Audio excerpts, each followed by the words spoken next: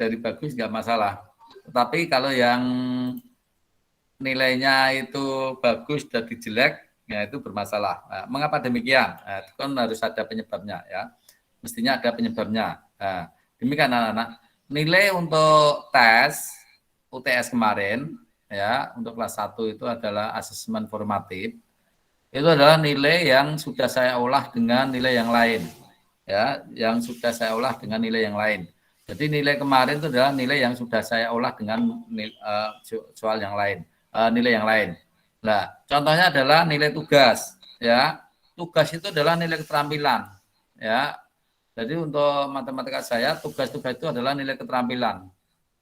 Ya, jadi kan nilai itu ada dua macam, nilai pengetahuan dan nilai keterampilan. Nilai pengetahuan itu adalah ketika kalian mengerjakan, ya, dan nilai keterampilan ketika ada tugas. Ya, karena tugas itu tidak banyak mikir, ya, keterampilan tidak banyak mikir, hanya kamu mencatat saja. Ya, kalaupun mikir nggak terlalu sulit ya, beda dengan kalau tes pengetahuan. Nah itu. Jadi yang anak-anak yang pengen bijinya bagus, ya, itu kalau ada tugas cepatnya dikerjakan. Ya, penilaian tugas itu berdasarkan kecepatan kalian untuk mengerjakan tugas itu. Contohnya untuk hari ini ya, misalnya untuk hari ini. Ya, kalau tugasnya itu kurang dari jam 5, maka itu nilainya 100. Ya, nilainya 100. Jadi kalau kamu mengumpulkan kurang dari jam 5 sore itu nilainya 100. Tugas itu ya yang mencatat itu ya, yang nanti harus kamu catat itu. Tapi setelah tugas itu melewati jam 5, maka akan saya kurangi 5. Jadi 95. Besok itu sudah menjadi 90. Kalau kamu mengumpulkan menjadi 90. Nah, Sabtu, kalau misalkan ada yang mengumpulkan Sabtu ya, itu karena saya tagih itu sudah 80 nilainya. Sudah tidak 100 lagi, tidak 90 lagi. Tapi kalau ada yang terlambat mengumpulkan dari Sabtu itu sudah 80. Nah, ada yang waktu tes nilainya dapat 90, tapi ketika menerima rapot nilainya hanya 85. Nah, mengapa? Ya, karena tugasnya tidak 100. Tapi kalau yang tugasnya 100, nilainya akan naik ya. Jadi 90 digabung dengan nilai 100 diolah bisa naik nilainya. Tuh, jadi harapannya tugas-tugas itu secepatnya dikerjakan. Oke? Itu ya anak-anak. Ya. Kita akan memulai materi kita, ya. Kita akan memulai materi kita. Dan ini mestinya untuk beberapa SMP materi ini sudah diberikan, ya, tapi tidak semuanya mestinya karena itu materi kalau di SMP itu adalah materi yang itu apa itu namanya di akhir semester, ya, ya di akhir semester. Nah, ini coba diperhatikan anak-anak ya, kelihatan ya. Nah, kita akan mengingat-ingat kembali. Ini masih pelajaran SD ini, saya kira. Ya, kita akan mengingat kembali yaitu tentang Pitagoras ya. Nanti dasarnya ada Pitagoras anak-anak. Ya. Dasarnya Pitagoras. Nah, kita punya nilai Pitagoras seperti ini ya. Ini perhatikan. A kuadrat ya ditambah B kuadrat ya, jadi A kuadrat ditambah XB kuadrat itu sama dengan C kuadrat anak-anak. Ini kan pelajaran SD ya. SD kamu mendapatkan ini. Ya, mestinya SMP diperkuat saat ini kita membahas lagi. Ini menjadi dasar, ya, karena nanti kita akan belajar lebih banyak dengan segitiga, siku-siku seperti ini. Ya, ini perhatikan. Jadi sisi miring itu hasil penjumlahan. Bagaimana kalau mencari A dan B? Nah, kalau A dan B, ya, mestinya kan sisi miring dikurangi. Sisi miring dikurangi B, ya, ini C ya. Kalau B bagaimana? Misalnya sisi miring dikurangi dengan A. Nah, ini adalah untuk Pitagorasnya ya.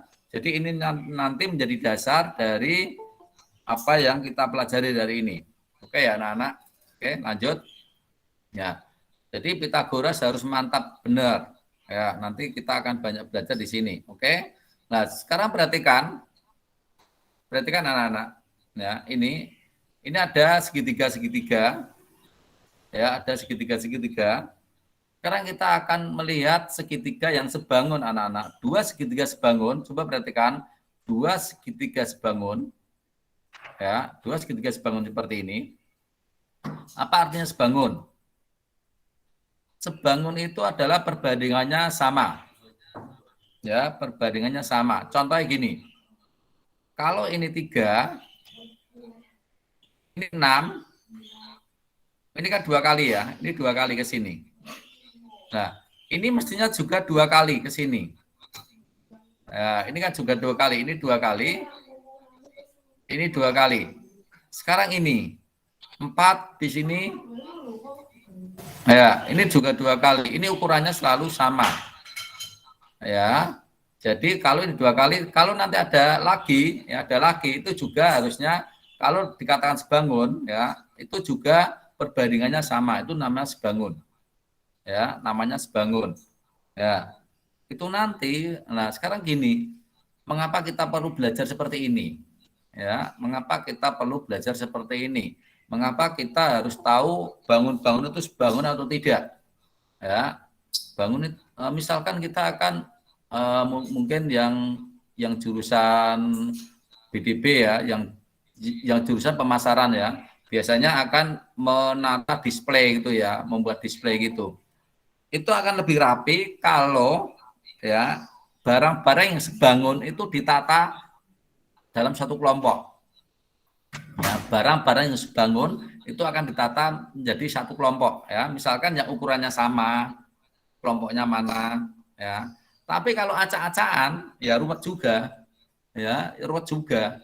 Kalau acak-acakan itu akan ruwet. Nah, dengan begitu ketika kalian tahu apa artinya sebangun ya, itu kalian akan mengatur barang-barang itu dengan baik ya. Itu misalkan untuk mendisplay barang itu ya. Terus untuk yang perkantoran ya, ada file-file itu ya. Ada file yang apa misalkan ukurannya A4, ada file yang ukurannya F4. Nah, bagaimana agar itu rapi? Nah, kita tahu yang sebangun itu mana, yang sama itu yang mana. Ya, yang sama ukurannya, yang sebangun itu mana. Sehingga di apa itu namanya? Ditata itu juga lebih enak dilihat dan juga lebih mudah ditemukan atau menemukan barang-barang itu. Lah, untuk contoh yang lain ini nak, ini adalah sebangun ini. Ya. Ini ukurannya beda ya. Jadi ini ada ukuran anak-anak. Jadi ini ada ukuran semua. Ya, ini seperti apa itu? Seperti jari-jari atau diameter ya. Ini misalkan dengan diameter 21, ini 18 gitu. Ini adalah sebangun anak-anak. Nah, kalau ini sebangun, ya, kalau ini sebangun, maka kalau ini dimasukkan ke sini, yang kecil dimasukkan ke yang lebih besar, itu akan masuk ya. Ya, akan masuk gini. Ya, akan masuk. Dengan bagus, dengan rapi kan apa sebangun. Ya. Demikian juga dengan ini. Ini semua sebangun, walaupun ukurannya beda, tapi sebangun. Kalau ini dimasukkan, itu tepat, bisa rapi. Tetapi anak-anak, coba kalau nanti, misalkan ini yang besar sama yang ini itu sama ukurannya, tapi nggak sebangun, maka tidak akan bagus. Mungkin bahkan tidak akan bisa masuk. Contohnya ya, yang ini itu ada semacam batik-batik itu ya, ini mulus itu. Ya, nah ketika dimasukkan itu kemungkinan nggak akan rapi, itu karena apa? Tidak sebangun, ya tidak sebangun, bentuknya beda, ya bentuknya beda. Kalau di sini mulus, di sini ada, nah itu masih banyak lagi barang-barang lain yang itu sebangun anak-anak, ya. Nah itu, ya itu adalah contoh lain. Mungkin masih banyak lagi contoh yang lain yang itu menandakan kesebangunan, ya, ya. Misalkan untuk apa ya? Untuk apa yang kita terapkan untuk kesebangunan misalkan gitu. Ya, itu misalkan multimedia ya. Sebangun tapi nggak sama misalkan. Ya. Ngedit foto, ngedit gambar. Bagaimana agar diperbesar, diperkecil itu bisa bagus. Ya, seperti contoh logo ya anak-anak, logo. logo itu kalau diedit tidak sebangun jadi lucu, atau foto kalian ya, foto kalian itu kalau tidak sebangun itu bisa merubah penampilan. Contohnya gini, bisa diedit lebih panjang atau lebih tinggi gitu ya. Itu karena apa? Tidak sebangun. Kalau sebangun tetap akan nampak seperti aslinya. Ya, itu. Makanya kadang-kadang ada yang wajahnya lonjong itu ya. Itu karena dimempetkan. Itu sudah tidak sebangun. Kalau sebangun kan tetap ya wajahnya seperti wajah yang asli. Ya, itu. Itu adalah artinya kesebangunan ya. Itu. Jadi belajar matematika kita akan tahu atau cara berpikir matematikanya ya. Itu. Oke. Nah, sekarang anak-anak perhatikan untuk segitiga ini. Ini ada 3 segitiga anak-anak. Ini yang penting yang kamu perlu ketahui. Jadi anak-anak nanti mencatat apa yang ada di sini. Ya. Ya, mencatat di sini kan seperti ini kan tidak sulit ya. Ya, coba diperhatikan untuk 3 segitiga ini. Kita punya sudut di sini anak. Nah, ini sudut ya, ini sudut, ya, ini sudut. Ya, ini sudut, ini juga sudut. Nah, kalau ini sudut, maka bagian ini adalah depan. Ini adalah depan anak-anak. Ini depan. Ya, depan sudut. Ini depan sudut. Perhatikan. Ini nanti penting. Ini adalah dasarnya dari ini. Ya, jadi ini adalah dasar dari sini. Ini depan. Terus kalau ini sudut, ya di sebelahnya adalah samping. Mengapa bukan ini? Nah, ini nanti ada namanya lagi. Mengapa bukan ini? Karena ini nanti ada namanya lagi, sendiri. Ya, jadi di samping sudut, sisi sudut ini namanya sisi samping. Nah, sekarang ini sisi miring. Mengapa sisi miring? Sebenarnya sisi miring sudah kelihatan ya. Karena ini tegak lurus, ya ini tegak lurus 90 derajat. Maka ini sebagai sisi miringnya. Nah, ini sisi miring anak-anak. Jadi di depan sudut tegak lurus itu namanya sisi miring. Ya, ini namanya sisi miring. Ini harus diperhatikan. Ini nanti samping ya. Ini samping tahu ya, itu. Ya. Jadi ini harus jelas sekali. Ini penting sekali untuk nanti belajar lebih lanjut tentang trigonometri. Ya. Jadi ini nanti wajib dicatat seperti ini. 3 segitiga, nama-nama sisinya, depannya. Nah, apakah nanti posisi untuk apa itu untuk segitiganya harus seperti ini? Tidak. Nanti di dalam masalah tidak harus seperti ini. Ya, tidak harus seperti ini. Nah, kadang-kadang gini anak-anak, ketika kita kerja, nah ketika kita kerja, kalau kita tidak punya konsep seperti ini tuh bingung. Disuruh mengambil barang yang di samping kita, dan di samping itu mana? Ya, itu kan lucu ya. Nah, itu atau yang di depan kita, di depan tuh kita tuh mana? Nah, itu cara berpikir matematisnya seperti itu. Ya, itu. Nah, makanya depan, samping, miring itu dipahami benar. Ya, oke. Selanjutnya seperti ini anak-anak.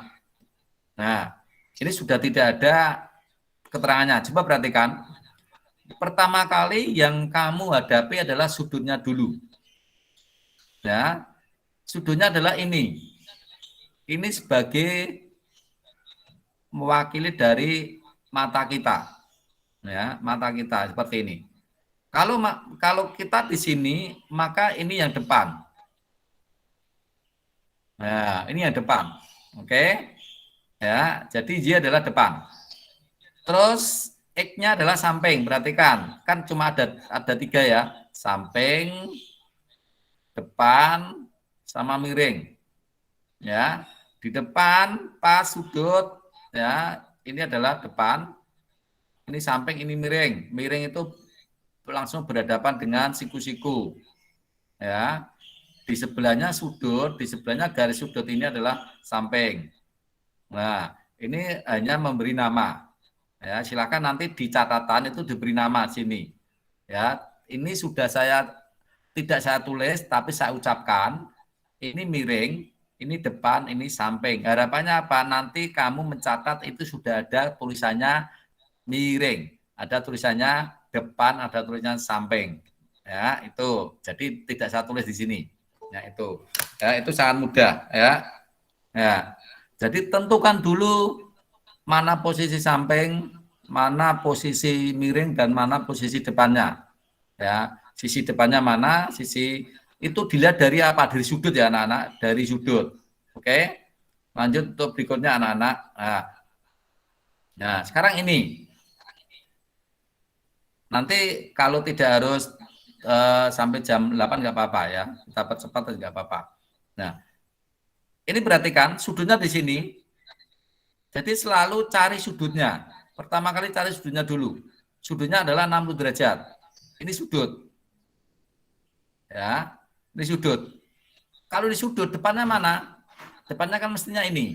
Ya, saya tidak akan menuliskan depan. Karena nanti ini harus kamu tulis di sini. Ini adalah depan. Ya. Kalau di depan berarti ini apa ini? Sisi ini adalah apa? Sisi ini adalah sisi sampingnya. Ini sisi samping. Ya. Dan sisi miringnya adalah ini. Ini sisi miring. Oke? Ya, mudah ya. Oke, jadi nanti di bagian sisi ini jangan kosong. Harus ditulis. Sisi berwarna merah adalah sisi apa? Miring. Ya, sisi berwarna hijau adalah sisi depan. Sisi berwarna biru adalah sisi samping. Nah, ini dulu yang harus dipahami dulu. Bentar, saya minum dulu.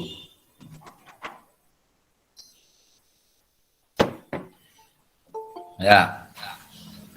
Jadi ini tidak akan saya tulis juga karena itu nanti menjadi apa ya? Menjadi tugas kamu yang harus kamu catat.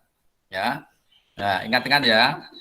Di depan sudut itu adalah depan. Di sebelah sudut itu adalah samping dan di depan sudut siku-siku adalah miring. Oke ya. Nah, sekarang untuk bagian kedua anak-anak. Sudutnya beda lagi. Sudutnya di sini. Ya, sudutnya di sini anak-anak. Ya, nah. Depannya mana? Nah, oh berarti depannya ini. Ya, tidak akan saya tulis depan. Nanti kalian harus memperhatikan di video saya kalau tidak mengikuti ini. Ya. Kalau ketinggalan. Terus sampingnya mana? Oh, sampingnya ini. Nah, sampingnya ini. Oke. Terus miringnya ini. Ya, ini tulis nanti. Sisi merah itu berarti apa? Miring. Sisi hijau berarti samping, sisi biru berarti depan. Ya, ini penting dulu. Ya, ini sangat penting. Ya, karena kalau ini kamu gagal memahami posisi ini, nanti untuk mengerjakannya juga sulit. Ya, itu. Nah, terus yang ketiga. Ya, yang ketiga, perhatikan yang ketiga. Ini ada dua sudut bagaimana? Ya, kamu sesuaikan di sini. Ini masing-masing ada sudutnya. Ya, di pertanyaan ada sudutnya. Oke, ini sudut 60 berarti sisi depan sudut 30. 30 yang mana? Oh, 30 itu yang ini. Sisi depan sudut 60. 60 itu yang mana? Oh, berarti yang ini. Ya, itu karena di dalam satu segitiga itu ada 3 sudut. Kalau yang ini sudut 60, ini sudut 30 dan ini siku-siku. Siku-siku berapa? 90 derajat ya. Ingat. Tuh. Nanti ini harus terisi. Ya. Depan sudut 30 warnanya apa? Depan sudut 60 warnanya apa? Dan sisi samping sudut 30 warnanya apa? Oke ya, itu harus tahu. Oke. Nah, sekarang perhatikan anak-anak. Nah, sekarang perhatikan anak. Ini adalah segitiga. Ya. Kalau segitiga kosong seperti ini, saya bisa memberikan ya suatu perbandingan anak-anak. Jadi ini kan terdiri dari berapa? Terdiri dari dua segitiga. Ya, ini segitiga satu, ini segitiga dua. Biar nggak bingung, ini saya buat seperti ini.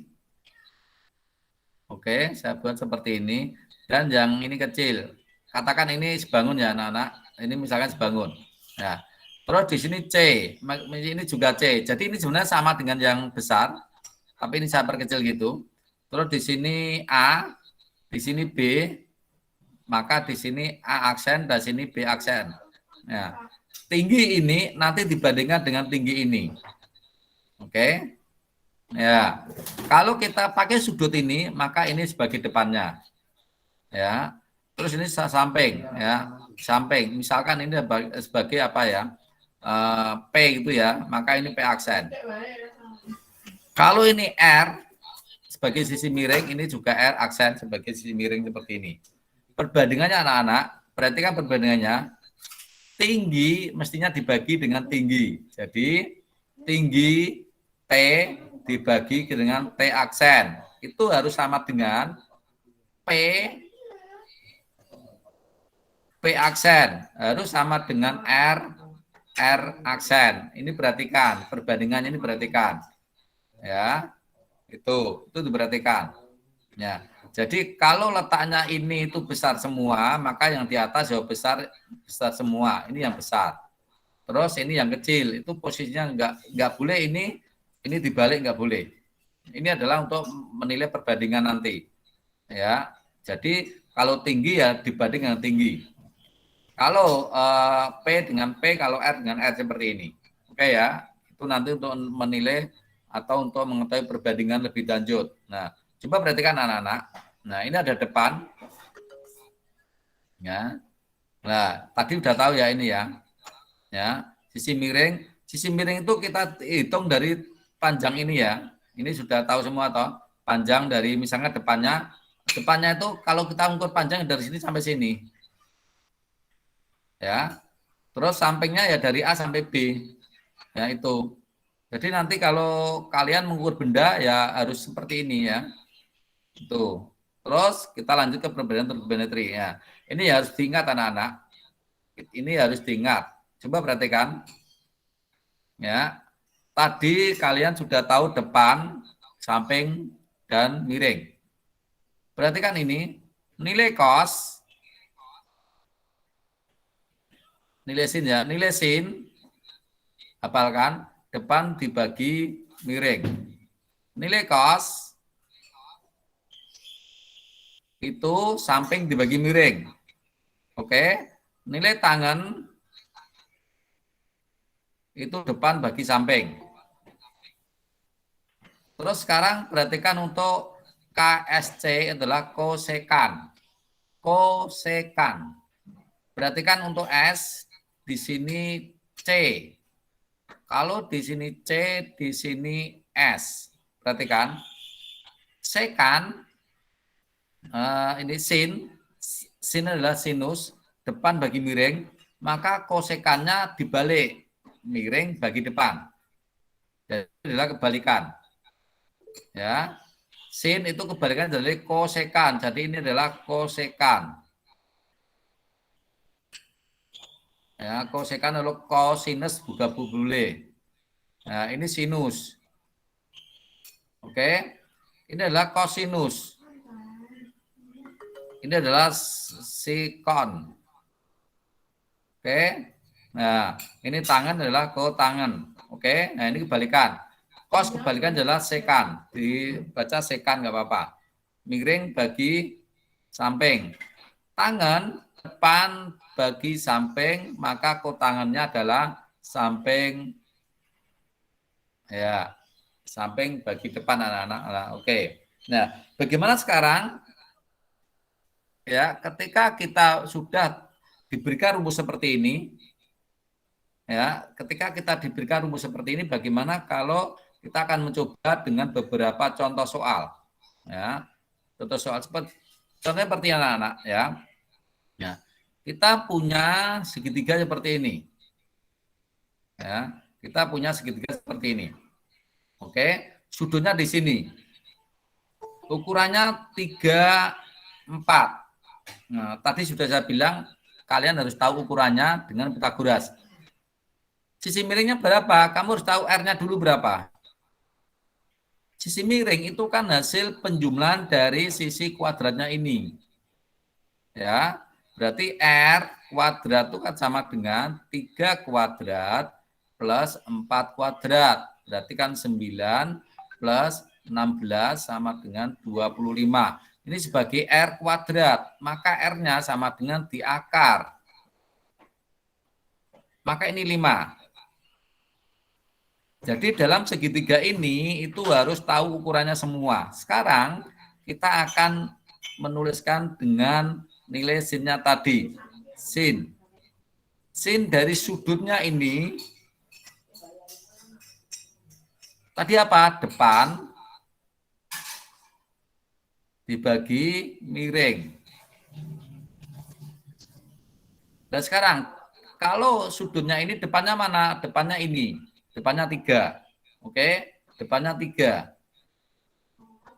Sisi miringnya berapa? 5. Oke, ya mudah ya. Kembali kamu harus tahu depan itu mana, miring itu mana. Sekarang cos. Cos itu apa tadi? Cos itu adalah samping. Ya, cos itu adalah samping dibagi miring. Sampingnya berapa? Sampingnya adalah 4. Oke, sampingnya adalah 4. Miringnya berapa? 5. Itu nilainya. Ya, itu nilainya. Ini adalah nilai-nilai perbandingan. Ya, ini adalah nilai perbandingan. Sekarang untuk tangen. Tangen tadi apa? Ya, tangen tadi apa? Tangen itu adalah depan dibagi samping. Oke. Depannya berapa? 3. Sampingnya berapa? 4. Oke. Ya. Tuh, itu adalah rumus dasarnya ini. Nanti kita tinggal mengembangkan untuk yang rumus yang lain. Sekarang perhatikan ya. Kalau rumus yang lain tadi S berarti CSC ya, kosekan. Tadi apa? Kebalikan dari sin. Kalau kebalikan dari sin kita sudah tahu tinggal dibalik. Oke. Ya. Oke. Kalau sekan kebalikan dari cos, berarti 5 per 4. Kebalikan dari tangen itu adalah kotangen. Cetan. Ya, ditulis cetan. Itu sama dengan kebalikan dari ini. 4 per 3. Ya. Oke. Ya, ada beberapa hal yang harus kamu ingat ya. Yang pertama, kamu harus tahu posisi sisinya, depan, samping, miring.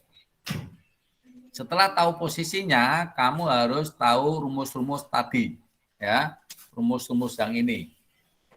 Nah, ini harus hafal. Ya. Terus jangan lupa sebagai syaratnya kamu harus tahu Pitagoras untuk mengetahui dari apa itu namanya panjang ini. Ya, ini. Nanti tidak harus sisi miring yang kita cari, bisa aja sisi yang lain yang kita cari. Ya. Misalkan sisi depannya tidak tahu harus dicari. Sisi apa itu namanya sisi samping nggak tahu harus dicari ya. Jadi model soalnya nanti bisa aja itu model soalnya yang beda-beda ya, yang beda-beda. Itu coba nanti kita akan melihat untuk model soalnya bagaimana. Oke ya. Ya, saya akan memberikan beberapa contoh lagi anak-anak. Bentar, ini kok ikut turun ini. Bentar ya, ini saya pindah dulu. Saya pindah di sini. Oh, tetap di sini. Bentar. Oke, saya sudah bisa nulis di sini. Oke. Misalkan saya punya segitiga ini anak-anak. Ya, misalkan saya punya segitiga ini. Oke, saya punya segitiga seperti ini. Jadi tidak seperti tadi segitiganya. Terus saya sudutnya di sini. Oke ya, sudutnya misalnya di sini. Ini sudut alfa. Nah, saya hanya tahu di sini 4, di sini 3. Nah, langkah pertama kamu harus tahu ini dulu. Ini berapa? Pitagorasnya jalan. Kalau kita mencari sisi yang sebelah sini, itu berarti, katakan ini adalah X ya, X. Maka X kuadrat itu sama dengan sisi miring dikurangi sisi yang lain. Oke, berarti sama dengan 16,9. Sama dengan berapa? Sama dengan 7. Ini masih X kuadrat, anak-anak. Maka X-nya itu sama dengan akar 7. Selalu positif karena panjang. Nah, berarti ini sudah tahu akar 7. Ya. Ini sudah tahu ini sebagai akar 7. Oke, ya coba. Sekarang kita akan melihat nilai-nilai untuk sin cos tangen. Sin alfa, cos alfa, tangen alfa. Ya. Dalam proses belajar anak-anak, perhatikan, dalam proses belajar, kamu harus sering menulis rumusnya. Ya. Nanti kalau pas ulangan tidak perlu. Tapi dalam proses belajar harus tulis rumusnya. Ini apa? Ini depan. Ini miring. Jadi rumus matematika itu jangan dihafalkan khusus. Tapi ketika kita mengerjakan, nah itu sebenarnya sudah menghafal. Terus cosnya samping. Ya, cos itu adalah samping. Ini adalah miring. Oke. Terus tangan itu apa? Tangan itu depan. Ini samping. Oke. Ya, baru kita lihat untuk gambarnya. Sudutnya ini, maka depannya 3. Miringnya berapa? 4. Terus sudutnya ini samping. Sampingnya berapa? Akar 7 tadi. Miringnya berapa? 4. Depannya berapa? 3. Sampingnya berapa? Akar 7. Nah, mudah toh? Jadi kuncinya di mana? Kuncinya adalah kamu harus tahu posisinya ini. Kalau nggak tahu posisinya, mesti di sini salah. Ya, oke. Terus sekarang untuk mencari yang lain, kan ini rumus dasar. Terus kita mencari kebalikan dari ini. Ya, kebalikan dari ini. Ya, kita tulis ini W. Kebalikan dari ini. C itu tulisannya adalah, lawannya adalah kosekan, kosin. Biasanya tulis ini nggak apa-apa. Ya, coba kita samakan yang atas W. Yang atas tadi apa? Yang atas adalah KSC ya. Sebenarnya kosin juga boleh ya. Kosin juga boleh. Jadi ini saya hapus dulu. Oke. Ya, kebalikan dari ini misalkan kosinus. Kosin juga boleh ya. Itu sama dengan kebalikan dari ini, berarti miring, berarti 4/3. Oke. Sekan SEC itu berarti berapa? Berarti 4 bagi akar 7. Oke. Sekarang kotangan cetan ya, itu sama dengan akar 7 dibagi 3. Oke ya. Tuh. Itu cara mengerjakan dari trigonometri anak-anak. Tuh. Ada mudah ya, pahami ya. Nah, oke. Itu yang harus dipahami anak-anak untuk apa itu pelajaran hari ini. Ya, saya kira tidak terlalu sulit. Oke. Ya. Coba kalau ada pertanyaan silakan. Ya, kalau ada pertanyaan silakan. Ini ada yang apa ini? Oh, oke. Ya. Jadi mestinya yang ikut ini, yang ikut meet ini, ya tadi sudah saya share ya, sudah mau siap menulis, nanti bisa langsung dikumpulkan. Tetapi kan nanti ada jam kedua, bukan matematika ya, ada jam kedua, bukan matematika. Kalian bisa apa itu namanya mengumpulkan setelah mapel kedua. Tetapi untuk kamu mendapatkan nilai 100 kurang dari jam 5 untuk dikirim ke saya lewat Japri. Ya, itu. Jadi ada tugas yang harus dikerjakan di classroom, ada tugas yang Japri. Kalau model seperti ini itu Japri. Kalau Japri seperti ini itu berarti itu akan nilainya langsung saya proses. Ya, karena ini adalah nilai keterampilan dulu. Oke, anak-anak. Demikian ini rekamannya akan saya hentikan dulu. Atau kalau ada pertanyaan, silakan. Ada pertanyaan enggak? Silakan kalau ada pertanyaan.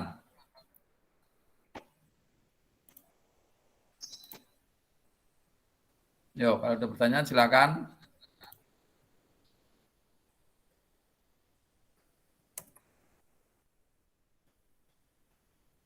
Ya, tidak ada pertanyaan ya. Ya, cepat ya.